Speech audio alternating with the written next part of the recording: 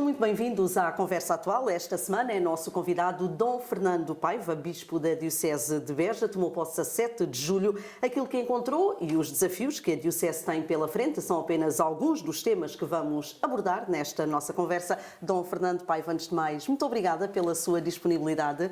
Muito bom dia, agradeço muito o convite a estar convosco, aqui o Atual, que é um meio de comunicação que sei que é importante aqui em Beja, e também fico agradecido pelo convite e pela oportunidade de estar aqui convosco. Seja então muito bem-vindo aqui aos estúdios do Atual. Quando veio para Beja, mostrou o desejo de conhecer as pessoas, as instituições, as comunidades, auscultando e ouvindo. É isso que tem feito ao longo destes meses? É verdade, é verdade. Tem sido um tempo de descoberta, tem sido um tempo de conhecer, de viajar pela Diocese, que territorialmente é grande. Então tenho visitado muito as paróquias, também as instituições, enfim, as pessoas. Tem sido um tempo, e está a ser ainda um tempo de descoberta e de conhecer. Quando foi nomeado pelo Papa Francisco a 21 de março, o que é que conhecia da Diocese de Beja? Bom, para dizer a verdade, conhecia pouco. Conhecia um ou outro sacerdote, que já tinha conhecido em algum encontro, assim, interdiocesano. Já tinha estado em Beja uma ou duas vezes, de passagem, já tinha passado por este território, mas não conhecia, de facto não conhecia a fundo. De forma que, pronto, conhecia pouco e agora tenho tempo para conhecer melhor. E depois teve um trabalho de casa, por assim dizer, desde março até julho, que tomou posse. Houve certamente a curiosidade e o empenho em conhecer um bocadinho melhor aquilo que se passava aqui na Diocese, Sim. aquilo que tinha a Diocese. Sim, é verdade. Eu, na altura, pronto, estava ainda em funções na Diocese de Setúbal, além de continuar em funções, nas funções que tinha, era vigário-geral, era pároco, tinha uma série de outras responsabilidades. E comecei naturalmente a preparar-me para a ordenação e vim cá algumas vezes. Aliás, logo pouco depois da minha nomeação, vim visitar a Diocese e vim estar com os sacerdotes e com os diáconos num encontro na Quarta-feira Santa. Foi assim o meu primeiro contacto. E depois fui tendo algumas reuniões com um grupo de sacerdotes no sentido de preparar a minha tomada de posse, a minha ordenação, de modo que fui tendo assim um primeiro contacto. E depois fui também lendo alguma coisa para me ir, para ir conhecendo melhor a realidade. E desde que tomou posse a 7 de julho, tem então mantido esses contactos com a região. O que é que mais o surpreendeu? Pela positiva, pela negativa? Houve assim alguma coisa que não estava à espera? É assim, surpresa propriamente não, até porque vinha disponível para o que fosse. Para aquilo que encontrasse. Não tinha assim propriamente expectativas, tinha assim um desejo e mantenho esse desejo de disponibilidade para conhecer, para estar ao serviço. Claro que há aqui um fenómeno que acontece por todo o país, sobretudo no interior, um fenómeno de desertificação, mas isso já estava de alguma forma a contar que assim fosse. Agora, isto é um lado que é menos bom, digamos assim, mas por outro lado há também uma boa vontade, há um acolhimento, há uma generosidade no acolhimento que tenho experimentado por onde tenho passado, nas várias comunidades. Sentiu-se logo bem recebido? Sim, muito, muito bem recebido. Aliás, os alentejanos recebem bem. É verdade, sim. Seja como for, já aqui falou que o território é extenso, há uma desertificação humana que é notória, já vem há vários anos, a prática cristã também não é alta. É verdade. Aqui no Sul, não é apenas também exclusivo de Beja, a prática religiosa em termos, digamos, da prática dominical, de facto é baixa, é reduzida. Mas isso não quer dizer que não haja, porque existe mesmo, um forte, digamos, sentimento religioso das pessoas. E fé, sim. Isso até se manifesta de várias formas, mas, por exemplo, também nas devoções populares, na religiosidade e na piedade popular, que já tenho conhecido algumas coisas assim mais de perto, nomeadamente as procissões, que percebo que congregam sempre muita gente. E pronto, por outro lado também é verdade que no coração de cada homem, mesmo que isso não seja compreendido como tal pelo próprio, mas há sempre um desejo de Deus, há sempre um sentido religioso, há sempre uma dimensão espiritual que faz parte do que somos como seres humanos. E, portanto, está presente aqui também em toda esta gente. Mas, do seu ponto de vista, o que é que leva a este afastamento? Que não é de agora. Que não é de agora, sim. Quer dizer, as razões podem ser complexas, também se calhar eu não tenho muita competência para o dizer assim com muita precisão, mas pode haver aqui várias razões. Uma delas, que muitos especialistas apontam, é o facto de que esta região do Alentejo esteve muito confiada, digamos, a ordens religiosas. E quando no século XIX, em 1834, foram expulsas as ordens religiosas, isso criou aqui um certo vazio no acompanhamento religioso. Essa poderá ser uma razão. E depois, pronto, também toda a questão também que aconteceu de algumas ideologias que se instalaram no território, que por vezes também têm assim alguma posição mais anticlerical, mais anti-igreja, e que aqui e além estão presentes. Embora me pareça que não seja, digamos, o dominante. Não é? Isto poderão ser algumas razões que explicam, isto também para contextualizar, nós também não estamos aqui no Alentejo isolados do resto do mundo. E toda a Europa Ocidental, pelo menos, vive um processo de secularização que já dura alguns séculos e que também, de alguma forma, está aqui presente. Então, se esta é a realidade, o que é que podemos fazer para a poder eventualmente inverter? Sabemos que não é de um dia para o outro e certamente que há um trabalho longo a fazer. Do seu ponto de vista, o que é que eventualmente pode ser feito para trazer mais pessoas à Igreja? Olha, eu penso que, antes de mais, é termos a consciência muito clara de que isto não é um trabalho nosso. Portanto, nós estamos aqui, digamos, na força do Espírito Santo, portanto, é uma obra ou é uma missão que nos é confiada por Deus, não é propriamente um projeto nosso, e isso dá-nos muita tranquilidade, no sentido em que não é uma iniciativa nossa, é uma missão que nos foi confiada, que não dispensa o nosso esforço, não dispensa a nossa criatividade, mas esta base acho que é importante. Depois, penso que é muito importante uma atitude de proximidade, uma atitude de uma presença, também de um estar junto daqueles que sofrem, junto daqueles que têm necessidade, e julgo que isso é um caminho de evangelização muito importante. Que, aliás, esteve muito presente em alguns dos meus antecessores, pelo menos. Portanto, lembro-me, por exemplo, da grande figura de Dom José Patrocínio Dias, que teve um papel muito importante na reestruturação desta Diocese de Beja e que apostou muito fortemente também nesta dimensão da proximidade e também do cuidado pelos mais necessitados. Acho que isso é um caminho... E isso pode eventualmente fazer a diferença? Sim, faz parte também porque no fundo a Igreja, na sua missão e no seu estar no mundo, digamos, faz como que 3 grandes tarefas, ou tem 3 grandes trabalhos, ou 3 grandes campos de ação. Por um lado, a celebração da fé, por outro lado, a evangelização, ou seja, o anúncio da Boa Nova, e por outro lado também o cuidar dos pobres, cuidar dos mais necessitados. E as 3 coisas estão profundamente interligadas, não é? Não são compartimentos estanques, mas são 3 facetas, por assim dizer, da presença e da ação da Igreja neste mundo. Desafios neste momento para a Diocese de Beja? Olha, são assim 2 ou 3 exemplos? São vários. Por um lado, temos aqui alguma falta de recursos humanos, que não é uma coisa exclusiva da Igreja. Nós vivemos esse Isso tem a ver com a crise das vocações? Sim, por um lado das vocações, mas por outro lado também da baixa da natalidade, que afeta todos os setores da nossa sociedade portuguesa. E isso é um desafio. Por outro lado, temos também aqui um grande desafio estamos a acolher muitos migrantes. Já vamos mais adiante falar em específico desta situação. Sim, e portanto é um desafio que temos, é algo que por um lado é necessário, porque precisamos de facto de gente aqui no nosso território, não apenas aqui em Beja, mas no fundo em todo este país que está tão necessitado de mão de obra, mas isso cria desafios, cria digamos, formas que nos devem levar a estar junto dessas pessoas e a ajudar e a integrar, que é um trabalho que não pode ser só nosso, é um trabalho de toda a sociedade e que é um desafio. Por outro lado, também temos temos várias instituições que trabalham no campo da solidariedade social, a Cáritas, as fundações ligadas à Igreja, os centros sociais paroquiais, as misericórdias, e há todo um trabalho, há toda uma presença, há todo digamos, revitalizar todo este trabalho, que fazem-se coisas muito importantes e muito bem feitas, mas é um trabalho que precisamos sempre de, digamos, reinvestir, não é? Precisamos sempre de continuar e de melhorar e de ter esta presença junto daqueles, no fundo, que mais necessitam. Sim. Fala na necessidade de recursos humanos e recursos financeiros. Como é que estamos a nível da Diocese de Beja? Também é uma dificuldade. Neste momento as contas estão um bocado numa situação difícil.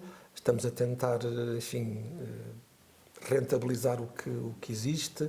É um desafio e pronto, e estamos a fazer o melhor para conseguir inverter a situação. Temos estado a negativos nos últimos tempos, já apanhei a situação assim, mas enfim, temos esperança que possamos conseguir, digamos... Mas de que forma é que é possível? Bom, por um lado tentar, digamos, aproveitar alguns recursos que temos, não é? Do ponto de vista até de alguns imóveis que existem, no sentido também de rentabilizar aquilo que existe. E, por outro lado, também contamos sempre... Mas também, a venda? Não sabemos, estamos um bocadinho em análise, não é? Mas pronto, estamos também sempre nestas... Nós não somos uma empresa, nem podemos ser, e contamos sempre também com a providência divina e também com a generosidade das pessoas. Portanto, nós vivemos sempre neste equilíbrio entre gerir o que temos, que também, no fundo, também é algo que são sempre coisas que resultam de donativos, não é? E depois há sempre este viver também da providência e também nesta confiança em Deus e também na confiança também que temos também na generosidade das pessoas que possam ajudar a missão evangelizadora da Igreja, nas várias vertentes, não é? Sim. Vamos então falar com mais detalhe aí desse segundo desafio que o Sim. Sr. Bispo apontava há pouco. Sabemos que neste momento um dos maiores problemas de Beja, se não mesmo o maior problema, prende-se com a migração. É um problema social que aqui está instalado, não só em Beja, mas também noutros pontos do país, mas uma vez que estamos em Beja, é de Beja que vamos falar. De que forma é que a Diocese de Beja tem acompanhado esta situação? Sabemos que a Cáritas tem tido aqui um papel fundamental, assim como outras instituições que estão ligadas diretamente à Diocese, mas, por exemplo, mesmo as próprias paróquias têm sido muito procuradas. Que capacidade é que têm? O que é que podem fazer para ajudar estas pessoas que são necessárias à região? Claro, exatamente, são necessárias. Penso que isto é uma questão que tem uma grande abrangência e que necessita de muitas respostas e são respostas que devem estar muito articuladas entre si para poder acolher bem toda esta gente que nos procura e que vem ao nosso encontro, aqui na nossa região. Por um lado, ainda antes de chegar à parte da Igreja, por um lado, as autoridades, ao mais alto nível, portanto, a forma como a imigração é, digamos, regulada, isso é um trabalho que penso que tem que ser melhorado. Depois, também ao nível das autoridades que regulam as condições de trabalho, também é um trabalho que está a ser feito, mas precisa de ser melhorado no terreno. Também ao nível das autoridades policiais, porque há situações aqui difíceis, até que têm a ver com tráfico de pessoas, exploração de pessoas, portanto, também é uma outra vertente muito importante. Também ao nível depois toda a parte da saúde também, que agora até está muito em voga nestes dias. E depois, agora, no que nos diz respeito a nós, a Igreja, de facto há várias respostas que estão no terreno, nomeadamente a Cáritas, em várias valências, que está a dar um apoio efetivo aos que vêm. Depois também ao nível, por exemplo, das instituições ligadas ao ensino, que é a nossa Diocese, em que há um acolhimento dos migrantes, das crianças, há um esforço de integração, há um esforço de acompanhamento das crianças que vêm e que não sabem o português, por exemplo. No outro dia estive em Vila Nova de Mil Fontes, temos lá um colégio que está ligado à Diocese, e há um esforço de acolher as muitas crianças e jovens que vêm e que têm até professores especializados que, digamos, lhes dão aulas de português para estrangeiros, não é? E também outras medidas de acolhimento.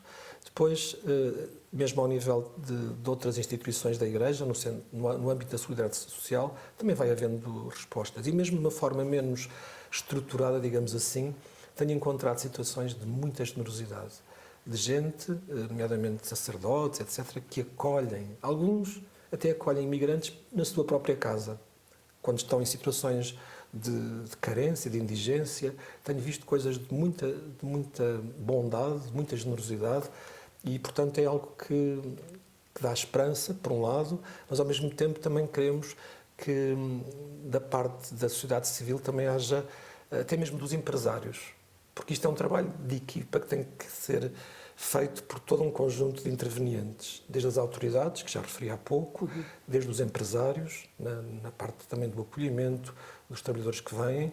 Também da nossa parte também temos toda a disponibilidade para acolher, para ajudar.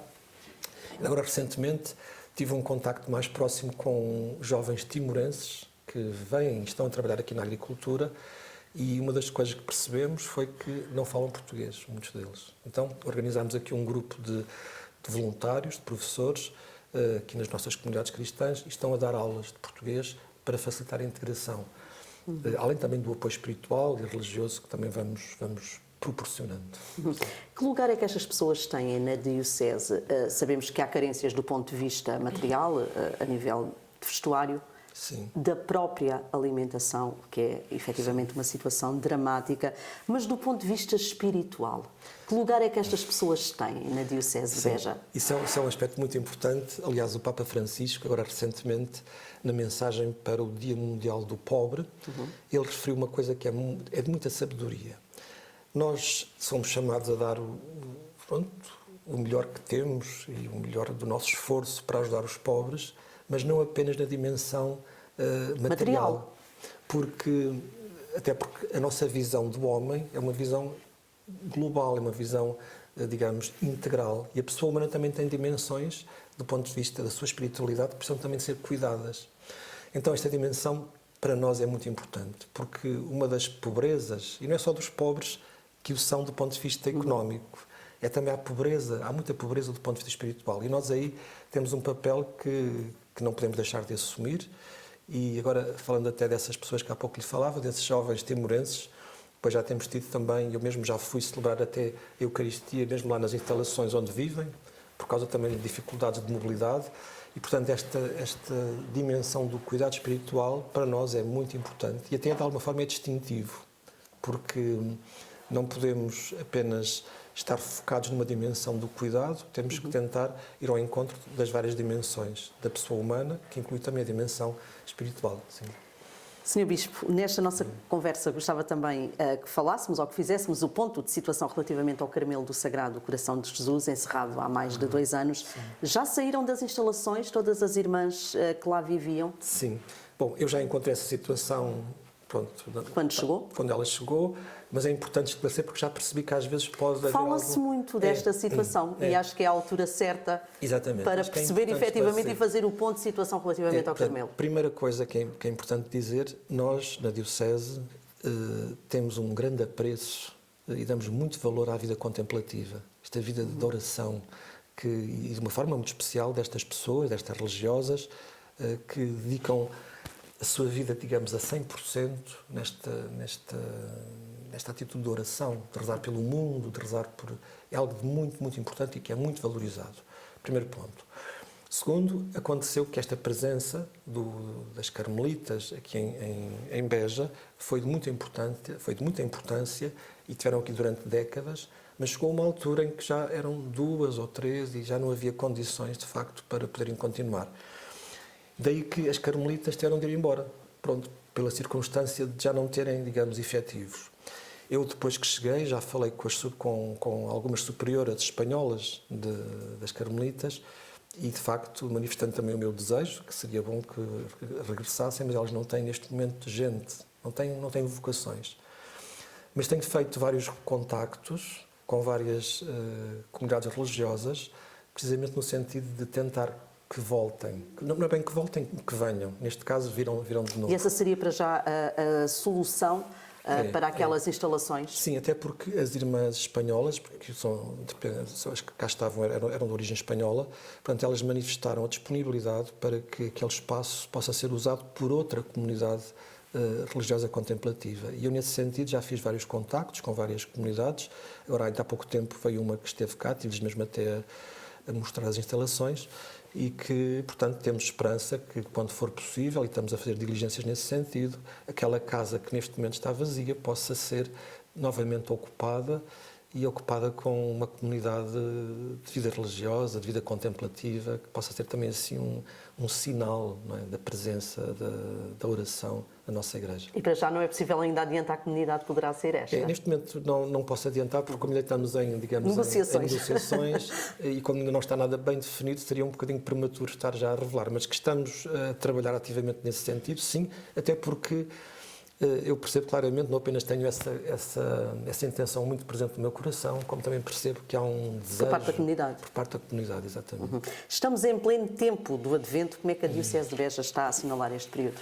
Bom, vivemos sempre nesta atitude que somos convidados a viver, este tempo especial do Advento, que é o tempo em que, de alguma forma, preparamos o nosso coração para a vinda do Senhor. E fazemos de uma forma mais intensa neste tempo, que antecede o tempo do Natal, também nesta preparação para as festividades do Natal. Mas, em todo o caso, uma coisa que queria dizer, e também já o afirmei na mensagem que enviei à Diocese, se por um lado o Advento é este tempo que nos prepara para a festividade do Natal, mas também é um tempo em que somos recordados que, não é só agora, é sempre, devemos ver nesta atitude de quem espera a vinda do Senhor, que veio, que vem e que há de vir. E por isso é um tempo muito especial que nos recorda uma dimensão muito importante da vida cristã, da nossa espiritualidade, que é este desejo de coração que o Senhor venha, e venha mais, de uma forma mais plena, às nossas vidas, aos nossos corações. Antes da mensagem habitual de Natal do Sr. Bispo de Beja, e depois temos que concluir porque o tempo passa rápido e é limitado, de que forma é que a Diocese de Beja vai assinalar o Natal? Bom, fazemos-lo antes de mais digamos, na celebração da liturgia, da Santa Missa, aqui a Missa de Natal, a Missa do Galo. É chamada Missa do Galo. Missa do Galo, sei que aqui tem uma certa relevância e estou até de alguma forma expectante para ver, vai ser o meu primeiro Natal aqui em Beja. E naturalmente celebramos com alegria, celebramos com esperança, celebramos com também, não apenas nesta dimensão mais celebrativa, mas também nesta dimensão também de estarmos ainda mais disponíveis para ir ao encontro dos mais necessitados. Ainda há pouco tempo, agora há uns dias, tivemos a Marcha pela Paz, também com a organização da nossa Caritas Diocesana. Agora, ainda esta semana que vai entrar, vou estar 2 vezes com os vários utentes da Caritas e também com outros. Ainda hoje também irei estar com o Centro Social Paroquial de Ervidel. Portanto, há toda uma série de acontecimentos que também marcam este tempo do Natal e que, no fundo, são ocasiões de encontro entre as pessoas, mas sempre à luz de Jesus que vem estar no meio de nós e que está no meio de nós. Agora sim, antes das despedidas, Dom Fernando Paiva pedia-lhe uma mensagem de Natal para quem segue o atual.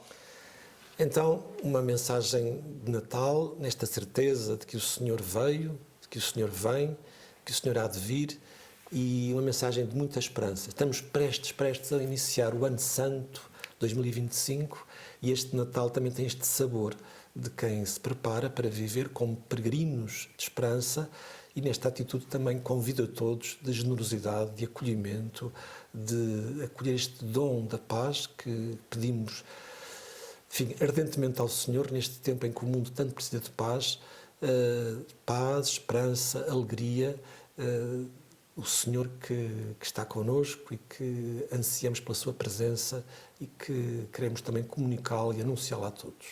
Mais uma vez, muito obrigada, Dom Fernando Paiva, Bispo da Diocese de Beja. Um feliz e santo Natal. A conversa atual faz agora uma pausa de Natal e Ano Novo. Regressamos depois na primeira semana de janeiro. Boas festas.